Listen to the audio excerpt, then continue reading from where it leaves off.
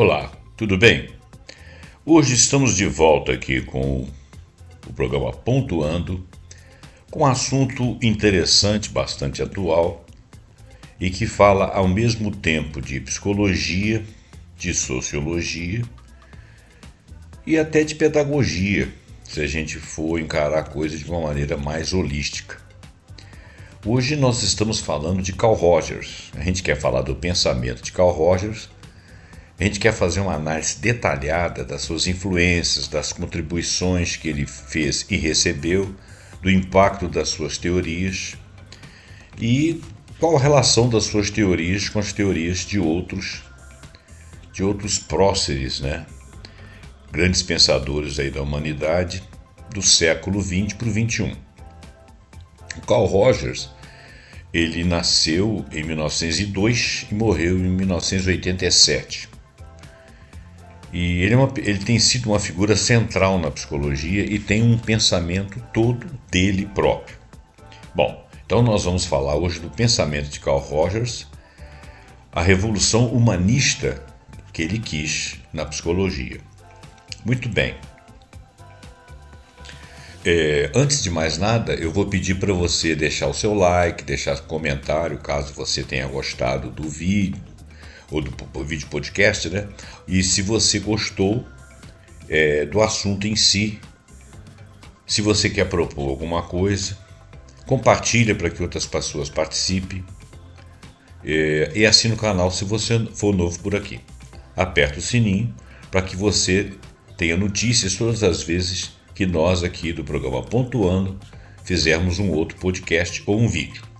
Bom, vamos então começar. Eu pretendo fazer o mínimo de comentários possíveis, exatamente para que o vídeo não fique muito longo. Então vamos lá, Carl Rogers, já disse quando ele nasceu, quando ele faleceu, ele emergiu como uma figura central na psicologia, amplamente reconhecido por seu desenvolvimento da abordagem centrada na pessoa, a psicoterapia, e por suas contribuições significativas para a psicologia humanista. A sua obra representou uma mudança de paradigma no campo, oferecendo uma perspectiva mais otimista e focada no cliente, que contrastava fortemente com as teorias psicanalíticas e teorias comportamentais dominantes em meados do século XX. As ideias de Rogers continuam sendo altamente relevantes na psicologia contemporânea, e embora a abordagem centrada na pessoa, que nós vamos chamar daqui para frente de ACP, abordagem centrada na pessoa, nem sempre seja praticada em sua forma mais pura, mas os seus princípios e suas técnicas fundamentais foram amplamente integrados em várias outras modalidades terapêuticas e aplicadas em diversos campos além da prática clínica. E este relatório, então, que nós estamos aqui de posse dele, tem o objetivo de explorar minuciosamente as influências fundacionais no pensamento de Rogers, definindo e explicando sua abordagem centrada na pessoa, a famosa ACP, examinar as evidências empíricas que apoiam e desafiam suas teorias, detalhar suas contribuições significativas para a psicologia e sociologia e fornecer exemplos concretos de aplicação de suas ideias, que são muitos. A ascensão de Rogers como uma figura-chave na psicologia sinaliza uma tendência mais ampla na história do campo, qual seja a reavaliação clínica da natureza humana e dos métodos ideais para compreender e facilitar o bem-estar psicológico. O seu trabalho pode ser visto como um momento crucial desse diálogo contínuo, defendendo uma visão inerentemente mais positiva e autodirigida do indivíduo. A contínua integração dos princípios centrais de Rogers em diversas práticas terapêuticas, mesmo que a forma pura de sua teoria possa ser menos prevalente entre todas as práticas, sugere que suas percepções fundamentais sobre a relação terapêutica, particularmente a importância da empatia, congruência e consideração positiva e incondicional, possuem uma qualidade universal que transcende outras orientações teóricas específicas. Quais seriam as influências e o contexto do trabalho de Rogers, ou do seu pensamento. Bom, a influência da psicologia humanista qual seria? A psicologia humanista, muitas vezes referida como terceira força da psicologia, surgiu em meados do século XX como uma reação às limitações percebidas das abordagens determinísticas e reducionistas da psicanálise e do behaviorismo. Abordagens determinísticas mais a psicanálise e reducionistas mais do behaviorismo. Essa perspectiva enfatiza o potencial inerente para o crescimento pessoal, a autoatualização, a importância da experiência subjetiva e a compreensão holística do indivíduo. Carl Rogers é amplamente reconhecido como um dos fundadores e principais expoentes da psicologia humanista. Central para a psicologia humanista é o conceito de autoatualização, que representa a motivação inata de uma pessoa, de um indivíduo, para desenvolver os seus talentos e potencialidades ao máximo. Quer dizer, a pessoa não para no tempo, ela está sempre se questionando sobre como que as novas ideias, os novos acontecimentos, a sua própria vida, o passar da sua vida, como que ele está percebendo isso e como que ele faz uma visão disso e como que ele age em posse dessa visão. E isso dá uma motivação a ele de sempre desenvolver seus talentos e se aproximar cada vez mais do seu potencial de vida, de trabalho, de comunicação, de convivência. Essa ideia foi fundamental para o pensamento de Rogers, sustentando sua crença na tendência inerente do indivíduo ao crescimento e à saúde psicológica. Ele era otimista nesse aspecto. Rogers colaborou estreitamente com outros psicólogos humanistas proeminentes, mais notavelmente Abraham Maslow, que também enfatizou a autorreatualização em sua hierarquia de necessidades. A parceria intelectual e a visão compartilhada de uma abordagem mais positiva e centrada no ser humano moldaram significativamente o desenvolvimento da psicologia humanista como um todo. Houve um impacto da filosofia existencialista. Sim, a filosofia existencialista também exerceu uma influência profunda do pensamento de Carl Rogers.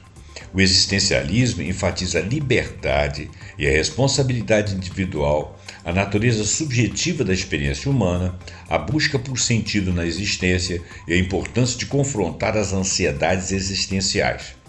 Essas ideias moldaram o profundo respeito de Rogers pela perspectiva única do cliente e sua ênfase na importância do momento presente na terapia, em vez de se concentrar apenas no passado, em reviver e retornar ao passado em busca de algo que pudesse ser o gatilho de algo que acontece agora. Ele pensava numa realização atual. Pensadores existencialistas como Søren Kierkegaard e Martin Buber influenciaram particularmente Rogers. A ênfase de Kierkegaard nas escolhas individuais e na experiência subjetiva ressoou com a visão de Rogers sobre a autonomia do cliente. Da mesma forma, a filosofia dialógica de Buber, que enfatizava o encontro genuíno entre duas pessoas, influenciou a importância que Rogers dava à relação terapêutica. Quer dizer, a relação entre paciente e terapeuta deveria ser uma coisa genuína, honesta, visível e transparente. Outras influências relevantes sobre o trabalho de Rogers, além da psicologia humanista e da filosofia existencialista, outras figuras e abordagens também contribuíram para o pensamento de Carl Rogers. A abordagem centrada no cliente de Otto Rank, com sua ênfase na autonomia do cliente e no papel não diretivo do terapeuta, teve impacto significativo no estilo terapêutico de Rogers. Jesse Staff, uma importante figura na educação do trabalho social e discípula de Rank, também influenciou Rogers com sua perspectiva centrada na pessoa. Essas influências ajudaram Rogers a se afastar das formas mais diretivas e interpretativas de terapia que eram típicas da psicanálise tradicional. O contexto histórico e social ao que vivia Rogers, o pensamento de Rogers, acabou por se desenvolver em um contexto histórico-social mais específico. No início e meados do século XX, a psicologia era dominada pela psicanálise e pelo behaviorismo. A psicanálise tinha ênfase nos processos inconscientes e nas experiências da primeira infância. Já o behaviorismo tinha o foco no comportamento observável e no condicionamento. Ofereciam perspectivas determinísticas sobre a natureza humana. A psicologia humanista, incluindo a abordagem centrada na pessoa, de Rogers, surgiu em parte como reação a essas perspectivas, oferecendo uma visão mais otimista e centrada naquele que seria o potencial do indivíduo, o potencial humano dele. O movimento potencial humano da década de 1960, com a sua ênfase no crescimento pessoal e na autoexpressão, também forneceu um contexto sociocultural para a disseminação e aceitação das ideias de Rogers. Além disso, o clima intelectual do pós-Segunda Guerra Mundial, com seu foco no individualismo e na busca por significado, pode ter contribuído para uma certa receptividade às abordagens humanistas na psicologia. No individualismo, não estou caracterizando o individualismo como um defeito, mas quando a pessoa foca no seu crescimento pessoal, olhando dessa forma, né, no seu crescimento pessoal, ele busca significado da sua vida, isso contribuiu bastante para a receptividade às abordagens humanistas na psicologia. Quer dizer, havia um ambiente razoável para isso. Mas ela não serve só para a visão individualista. O crescimento pessoal ele pode ser visto num coletivo, tá? Bom, a convergência da ênfase da psicologia humanista no potencial humano inerente e o foco da filosofia existencialista na liberdade individual e na experiência subjetiva criaram uma base intelectual poderosa para a abordagem centrada na pessoa de Rogers. Olha bem, quando a gente fala centrada na pessoa, é do crescimento pessoal de cada indivíduo. Isso não exclui coletividades, tá? Vou repetir o termo. A convergência da ênfase da psicologia humanista no potencial humano inerente e o foco da filosofia existencialista na liberdade individual e na experiência subjetiva criaram a base intelectual bastante poderosa para a abordagem centrada na pessoa, que era o tema de Rogers especificamente. Em síntese, permitiu que ele desenvolvesse uma teoria que era ao mesmo tempo otimista em relação à natureza humana e profundamente respeitosa à autonomia individual. Cada pessoa era respeitada dentro do seu contexto, da sua individualidade. As primeiras experiências profissionais de Rogers, particularmente seu trabalho com crianças e adolescentes que enfrentavam desafios psicológicos significativos, provavelmente desempenharam um papel crucial na consolidação de sua crença e na capacidade inerente de autocura e crescimento dentro dos indivíduos, independente das suas circunstâncias de base. Essa experiência prática provavelmente informou o desenvolvimento de uma abordagem terapêutica que enfatizava a confiança nos recursos internos do cliente ou do paciente. A abordagem centrada na pessoa, que é uma escola de pensamento focal de Carl Rogers, vamos à definição e como que essa evolução de terminologia evoluiu. Inicialmente, na década de 1940, o Rogers denominou sua abordagem terapêutica de terapia não diretiva, refletindo sua crença no papel do terapeuta como o principal facilitador da autodescoberta do paciente ou do cliente, em vez de dirigir o processo, condicioná-lo, conduzi-lo. Posteriormente, na década de 1950, a terminologia começou a evoluir para a terapia centrada no cliente, o que colocou maior ênfase no cliente como um agente central da sua mudança e o especialista em sua própria experiência. Ele focava o cliente praticava a mudança, porque era protagonista, e se tornava um especialista, um conhecedor de si próprio, da sua própria experiência de vida. Finalmente, nos últimos anos de carreira de Rogers, houve uma evolução para a mudança para o termo mais amplo, como uma abordagem centrada na pessoa, o que refletiu o reconhecimento de que os princípios subjacentes de sua teoria eram aplicáveis em uma ampla gama de interações e contextos humanos, além da psicoterapia formal, incluindo educação, organizações e relacionamentos interpessoais. Ou seja, o indivíduo para a coletividade e individualmente cada indivíduo dessa coletividade e essas relações. Os princípios fundamentais da abordagem seriam o seguinte: a tendência atualizante. A tendência atualizante é o construto motivacional central na teoria de Rogers, postulando uma força inata e generalizada dentro de todos os organismos vivos, incluindo os humanos, obviamente, para desenvolver seus potenciais, manter-se e avançar em direção a um crescimento e à autorrealização. Todos temos isso. Isso tem que ser trabalhado e incentivado. E daí vem o otimismo, né? Rogers tinha uma profunda crença na capacidade inerente do cliente para autocompreensão, autodireção e uma habilidade de encontrar suas próprias soluções para seus problemas quando fornecidas as condições terapêuticas adequadas. Quer dizer, se você tivesse um ambiente terapêutico em que proporcionasse a ele essa imersão, ele ia se compreender, se direcionar e encontrar suas soluções. Essa era a confiança que o Rogers tinha de manter um aspecto terapêutico, um ambiente terapêutico propenso. Essa confiança nos recursos internos do cliente é a pedra angular da abordagem centrada na pessoa.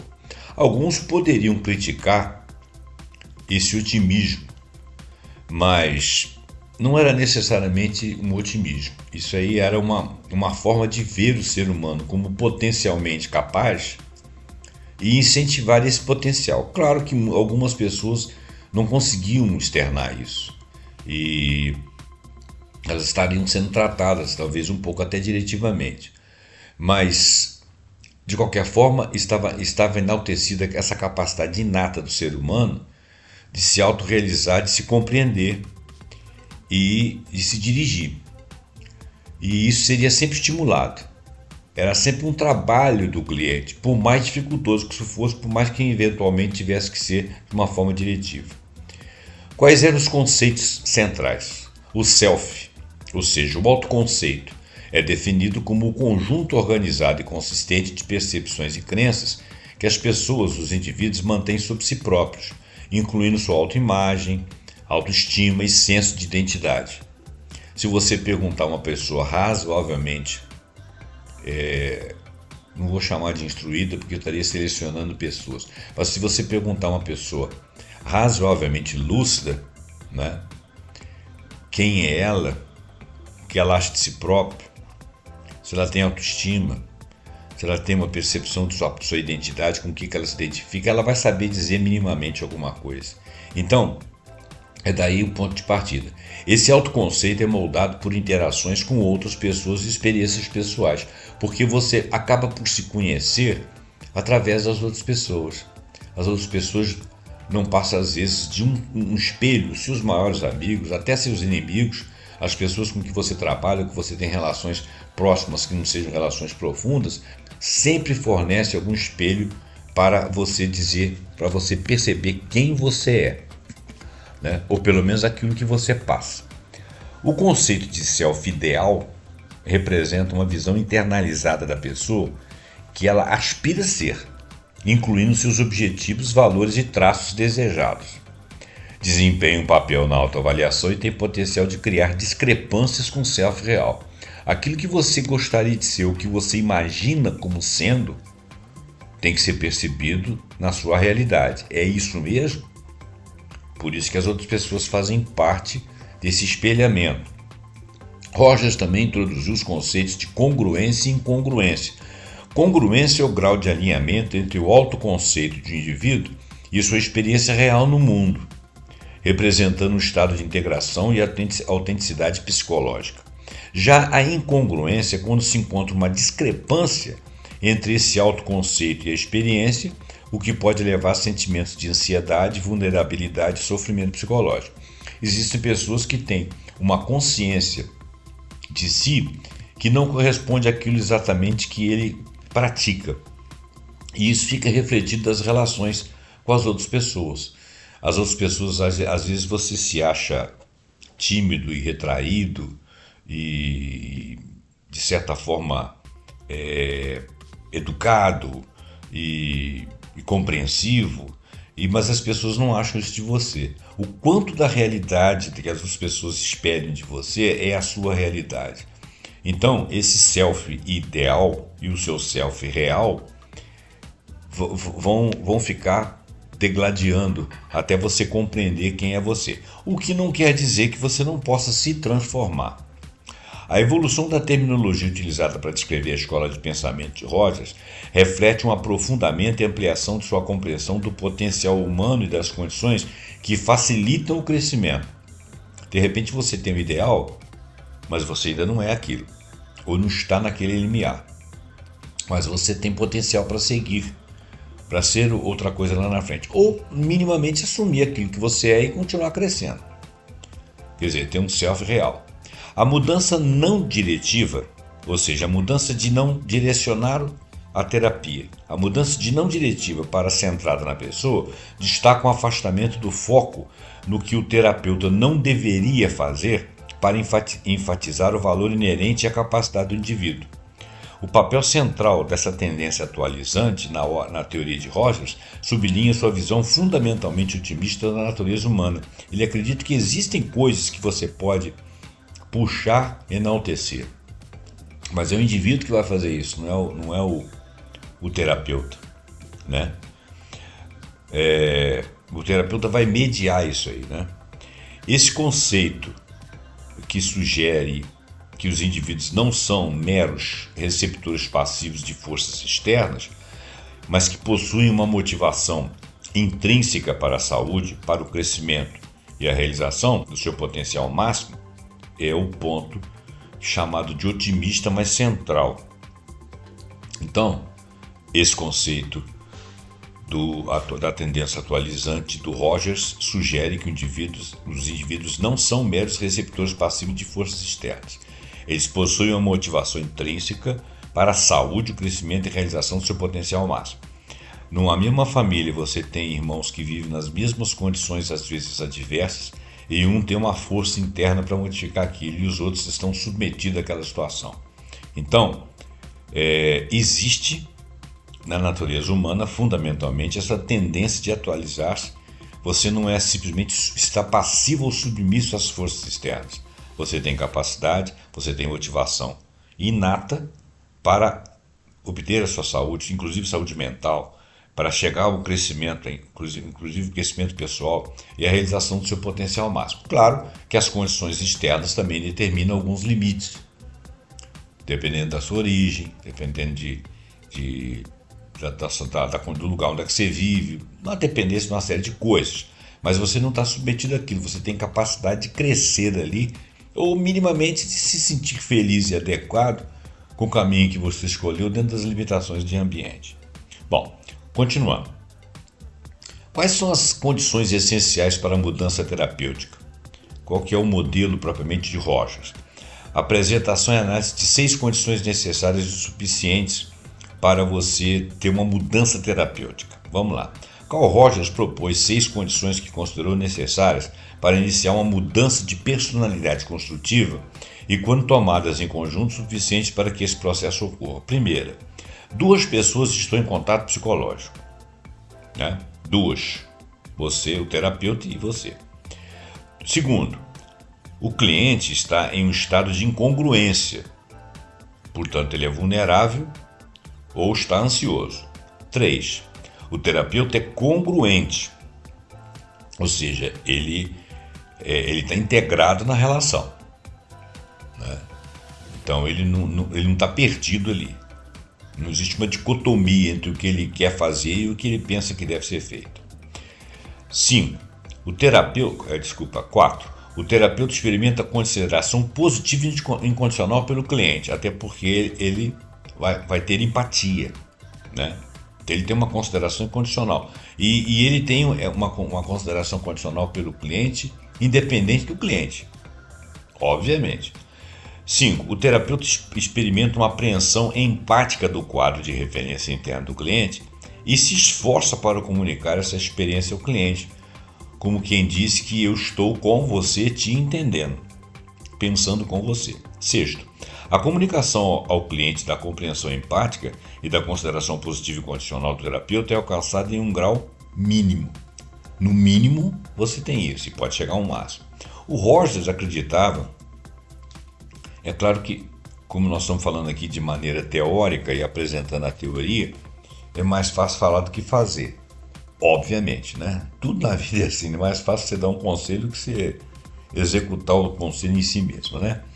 Mas nós estamos num estudo nós não estamos num estudo de caso, nós estamos falando de uma teoria. Rogers acreditava que essas condições eram elementos essenciais, necessários para facilitar a tendência inerente do cliente ao crescimento e à sua autocura, em vez de técnicas ou intervenções específicas, né? Como, por exemplo, a psicanálise costuma fazer e o behaviorismo também. Embora Rogers as tenha apresentado como condições, elas são melhor compreendidas como qualidades de uma relação terapêutica e da maneira de o terapeuta estar com o cliente em vez de etapas ou procedimentos rígidos. Aquilo ali é um conjunto de coisas que deveriam estar presentes desde o início. Elaboração detalhada dessas condições, que seriam as core conditions. Vamos lá. Empatia. Na concepção rogeriana, a empatia é a capacidade do terapeuta de compreender com precisão os sentimentos e o significado pessoal do cliente como se fossem seus, sem nunca perder a qualidade de como se. Isso envolve não apenas entender um conteúdo do cliente de maneira genérica, ou geral, o que o cliente está dizendo, mas também os tons emocionais e a perspectiva única do cliente. É fundamental que o terapeuta comunique essa compreensão empática ao cliente por meio de escuta ativa, da reflexão dos sentimentos e das perguntas clarificadoras, para que o cliente se sinta verdadeiramente ouvido, compreendido e validado em sua experiência. É muito importante estar com o terapeuta, estar com o cliente, o paciente, da maneira empática, para que as perguntas possam clarificar, ajudar a estabelecer parâmetros ou ajudar a evocar a sua verdadeira essência do cliente ali. Porque assim ele vai se sentir de fato ouvido, né? Por exemplo, quando você está dando aula, isso é um exemplo fora da terapia, né? Eu não sou terapeuta, eu sou professor. Quando você está dando aula, quando você passa um conceito e pergunta para o aluno o que você falou, dependendo do que ele fala, você sabe se você foi entendido. Esse exemplo é um pouco pobre, porque ali você está com um conceito pronto passando para alguém, né? Mas se você não ouvir a resposta daquilo que você fez, que se não foi compreendido pode inclusive ser por erro seu, mas se você não foi compreendido pode ser que aquelas pessoas não tiveram base para entender aquilo, a linguagem não valeu a pena, alguma coisa, né? Então, quer dizer, quando você ouve de volta aquilo que você falou nas palavras do outro, você viu o que eles entenderam. Então, o cliente é a mesma coisa. Quando o terapeuta ele faz perguntas que ele acha coerente com aquilo que ele realmente falou, ele se sente entendido. Se não for coerente, se estiver despropositado, ou se for uma diretriz pura e simples para ele tomar uma decisão, ele pode não se sentir ouvido, né? Então é muito importante essa empatia. Segundo, congruência. A congruência também é referida como genuinidade e autenticidade. É o terapeuta ser verdadeiramente ele mesmo na relação terapêutica, com o seu comportamento externo, com as suas palavras e comunicação não verbal, refletindo seus sentimentos e pensamentos internos. Olha bem, isso aí é quase uma escola, né? Porque você não fala apenas pelas palavras. Você fala pelo seu semblante, pelo seu comportamento, né? Pelas suas palavras, mas com uma comunicação não verbal facial e não verbal corporal. E isso reflete os seus pensamentos do terapeuta. Tudo isso vai ser lido pelo cliente, não que o cliente seja um especialista, mas é porque ele também está em comunicação com você, terapeuta. Se ele ler algo que não condiz com aquilo que você falou, ou que demonstra que você tem uma opinião que não entende a dele, ou que ele não está sendo entendido, isso gera uma incongruência na figura do terapeuta. Então o terapeuta tem que ter um preparo de tal forma que ele consiga ter um comportamento adequado, palavras adequadas e comunicações não verbais adequadas ao ambiente que ele está vivendo, que é a relação terapeuta-cliente. Isso significa que o terapeuta tem que ser transparente e não apresentar uma fachada lisa, falsa ou até profissional, ou até professoral, né? Embora a congruência não signifique que o terapeuta deva divulgar todos os sentimentos pessoais com as suas palavras ou mudar o foco para seus próprios problemas, isso não vale a pena. Ele envolve ser honesto e real com o cliente, permitindo que ele experimente o terapeuta como um ser humano genuíno. Caso contrário, ele vai ter a ideia de que ele está ali com um professor ou com um robô, ou até com os genitores dele. Consideração positiva incondicional. Desculpa. Que aqui está escrito Unconditional Positive Regard, que é uma sigla aqui, UPR.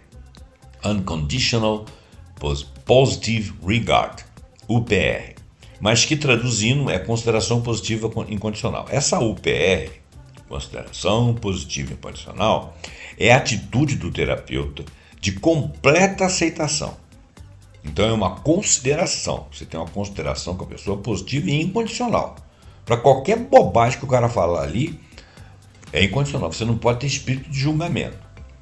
É a completa aceitação, cuidado e valorização não julgadora do cliente como pessoa, independente de seus pensamentos, sentimentos, comportamentos ou histórico pessoal. Isso significa aceitar o cliente sem quaisquer condições de valor ou expectativas para que ele pense, sinta ou aja de uma determinada maneira para ser aceito, né? Então, olha, eu vou ler de novo. Isso significa aceitar o cliente sem quaisquer condições de valor ou expectativas para que ele pense, sinta ou aja de uma determinada maneira para ser aceito. Porque se ele pensar assim, ele já não está sendo transparente para você, né? Então você tem que ter uma aceitação, uma condicionante de aceitação positiva.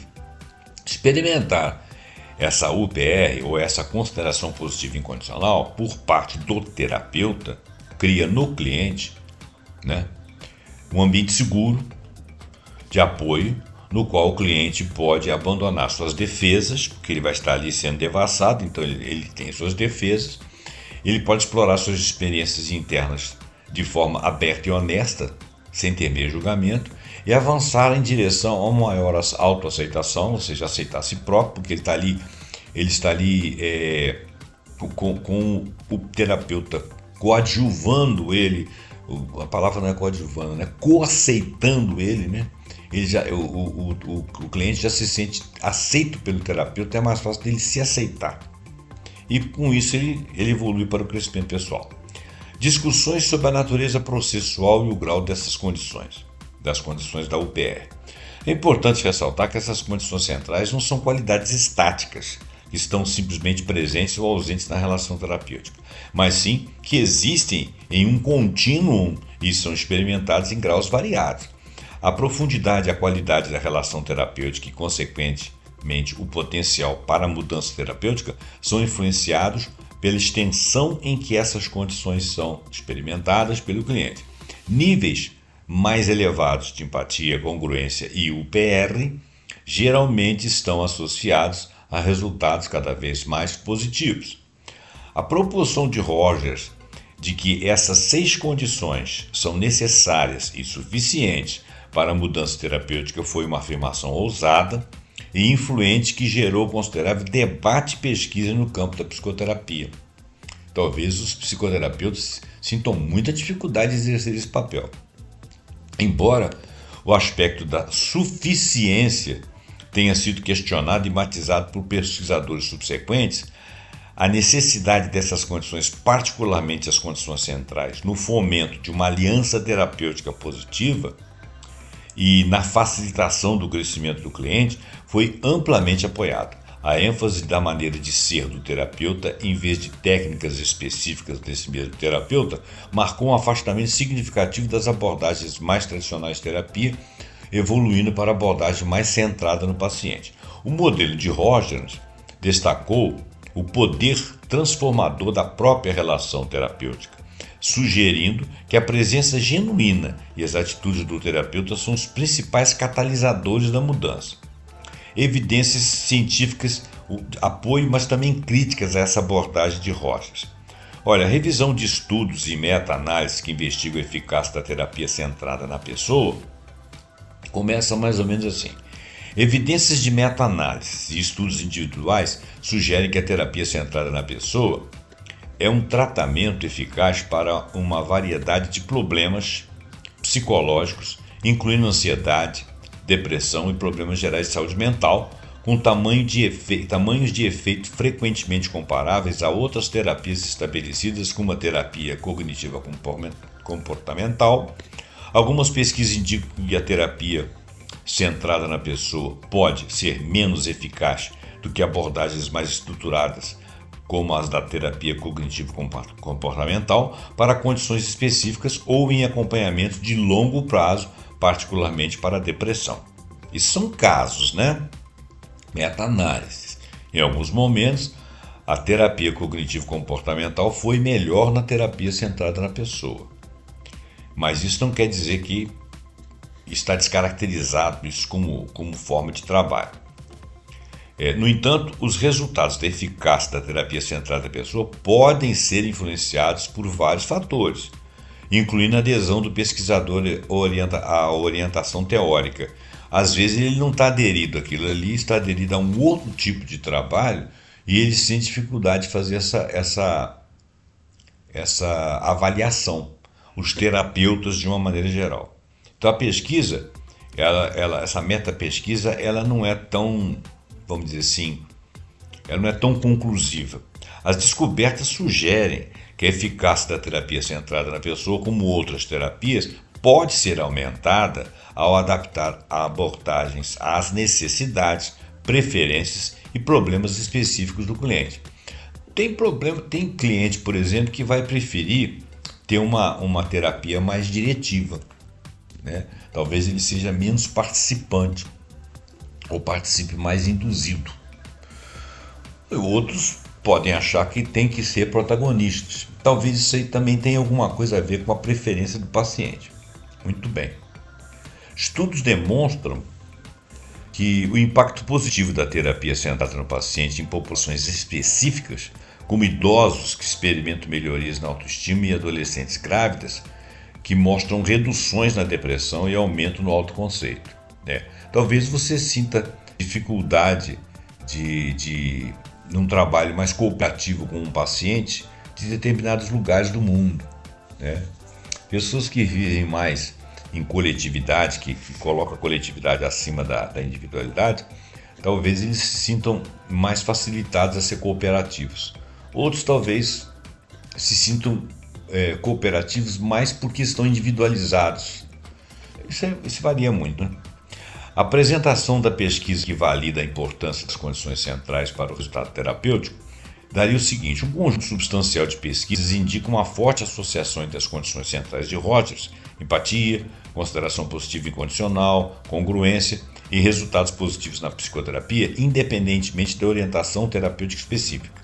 Estudos em que os clientes são questionados sobre o que consideraram mais útil na terapia, independentemente da modalidade, relatam consistentemente qualidades relacionais estreitamente alinhadas com a abordagem centrada na pessoa, como calor, cuidado e confiabilidade do terapeuta.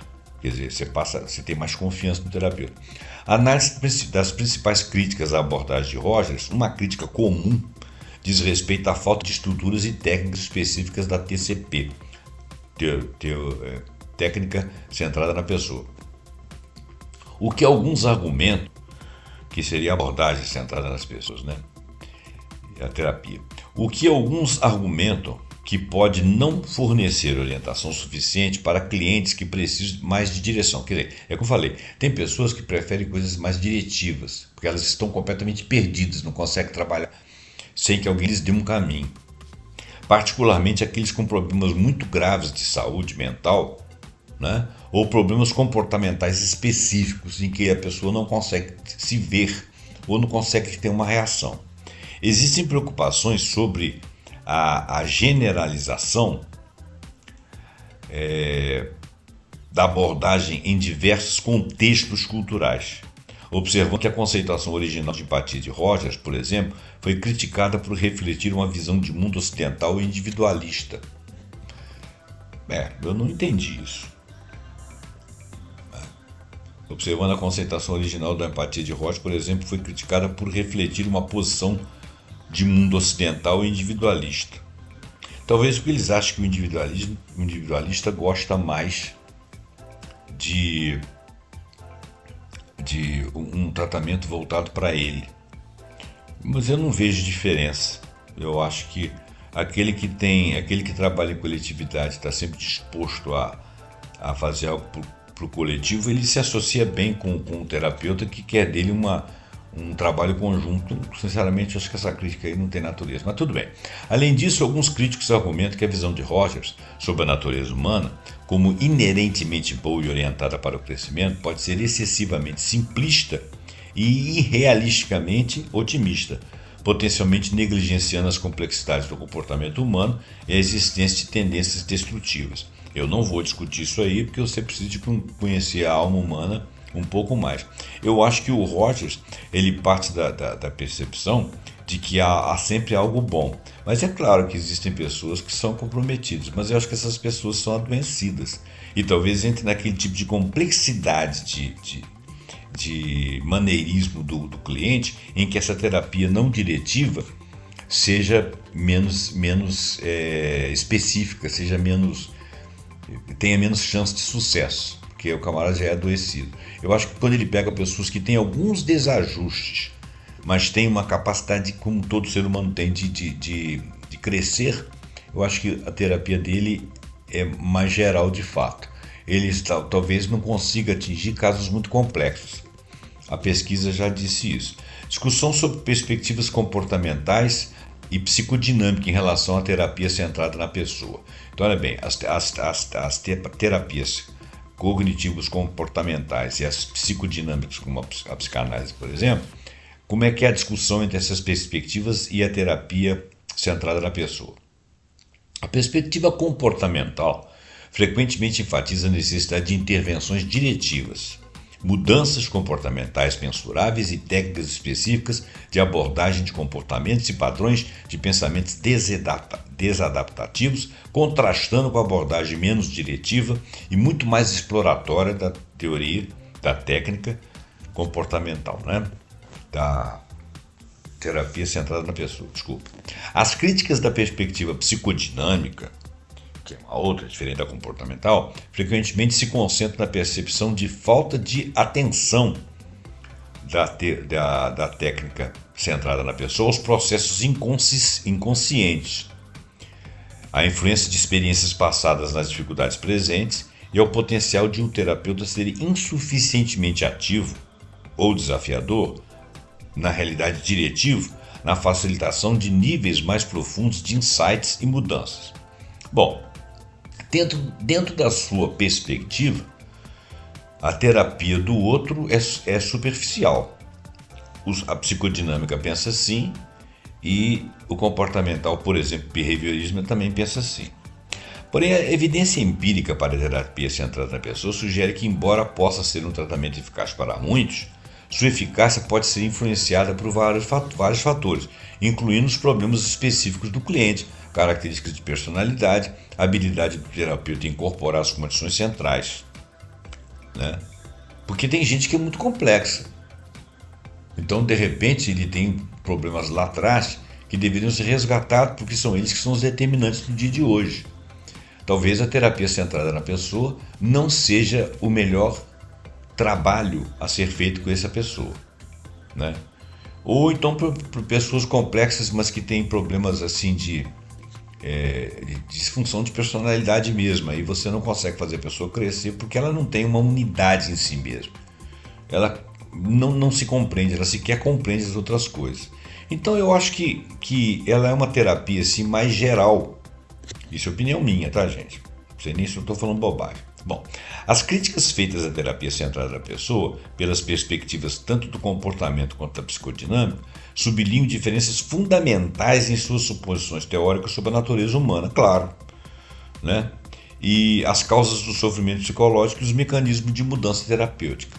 Porque são centrais diferentes.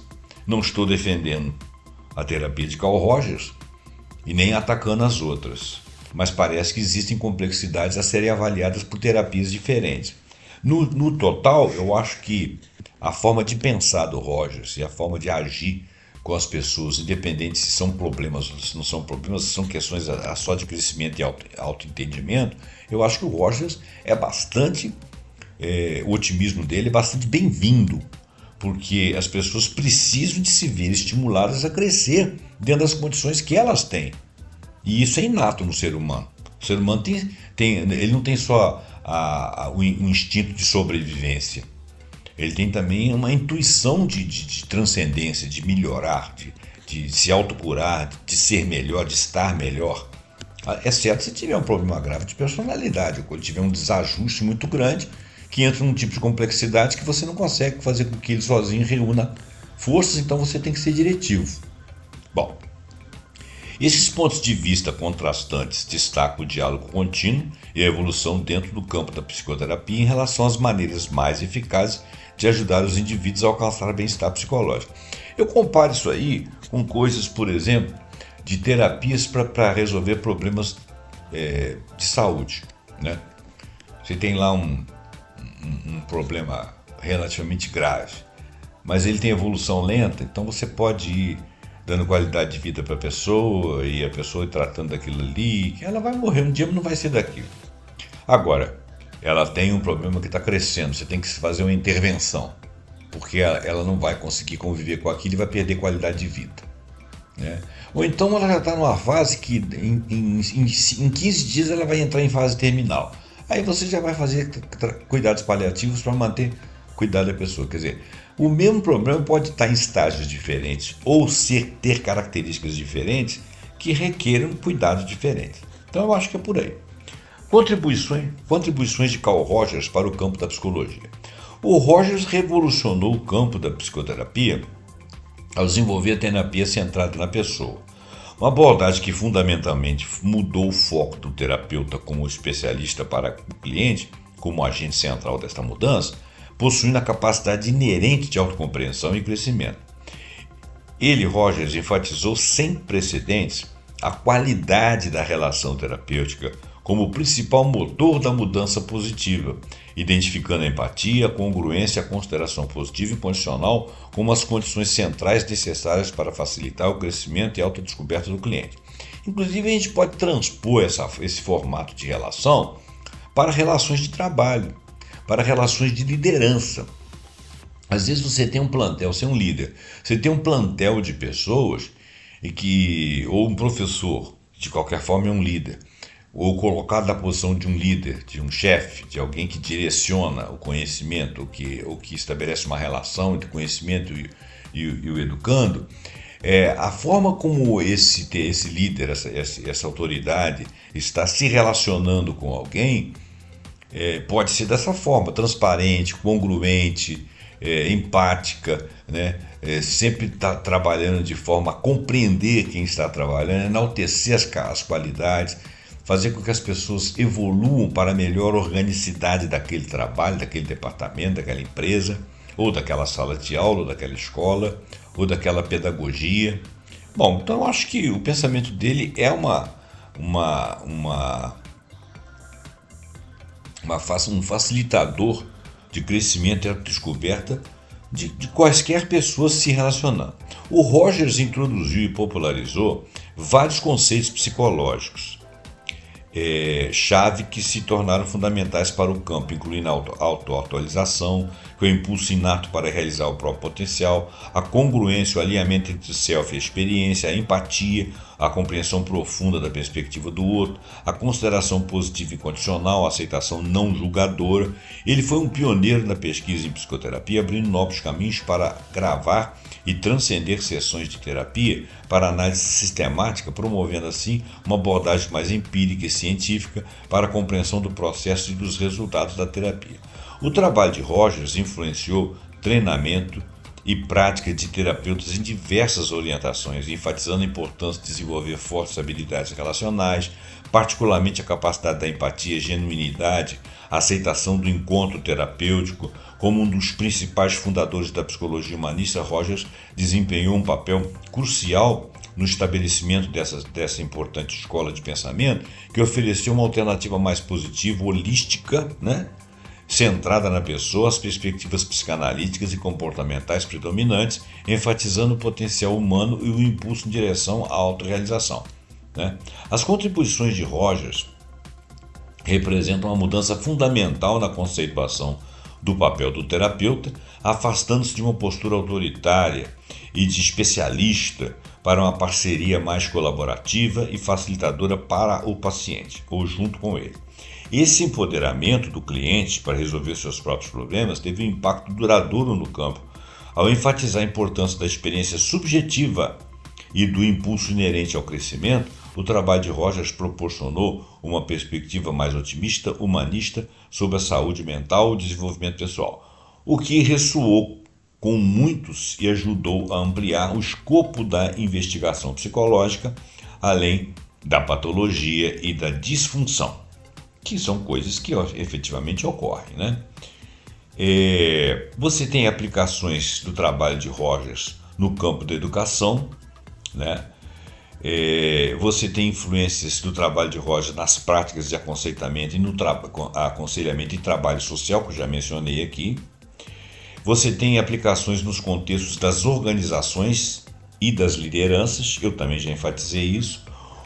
O uso dos seus princípios na resolução de conflitos, na promoção da compreensão intercultural, porque nós vivemos interculturas, e nós temos uma influência nos diálogos terapêuticos, porque hoje em dia o terapeuta tem menos posição, e demonstra uma aplicação prática de mais empatia. Eu acho que isso é um trabalho devido a Rogers. E o legado dele é a relevância contínua de um pensamento crítico. Rogers deixou um legado indelével no campo da psicologia por meio do desenvolvimento da abordagem centrada na pessoa e de seu papel fundamental no movimento da psicologia humanista. Sua ênfase na capacidade inerente do indivíduo para o crescimento, na importância da relação terapêutica e nas condições centrais de empatia, congruência e consideração positiva e condicional, revolucionou a prática da psicoterapia e influenciou profundamente muitos outros campos: educação, aconselhamento, trabalho social, organizações e resolução de conflitos.